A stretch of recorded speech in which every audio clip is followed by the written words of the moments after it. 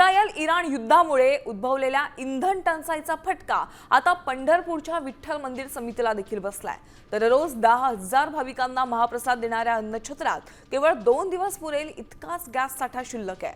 दररोज 6 टाक्यांची गरज असताना पुरवठा खंडित झाल्यानं भाविकांच्या महाप्रसादाचं नियोजन कसं करायचं असा गंभीर प्रश्न मंदिर समितीसमोर उभा ठाकलाय।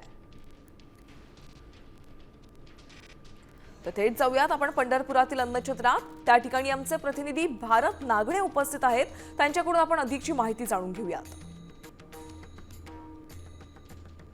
महाराष्ट्राचं आराध्य दैवत असलेल्या विठ्ठल रुक्मिणी मंदिर समितीच्या अन्नछत्राला देखील आता गॅस टंचाईच्या झळा बसताना आपल्याला पाहायला मिळतात। आता आपण विठ्ठल मंदिराच्या अन्नछत्रालयामध्ये आहोत। या ठिकाणी दररोज 8 ते 10,000 भाविकांना महाप्रसादाचं वाटप केलं जातं। या किचन मध्येच गॅसचा वापर करून अन्नपदार्थ तयार केले जातात। मात्र आता सध्या सगळीकडे गॅसचा तुटवडा जाणवत आहे, गॅससाठी रांगा लागलेल्या आहेत आणि आता या अन्नछत्राला देखील गॅसचा आता झळा पोचू लागलेला आहेत। केवळ आता 1 ते 2 दिवस पुरेल इतकेच गॅसच्या टाक्या या अन्नछत्राकडे उपलब्ध आहेत।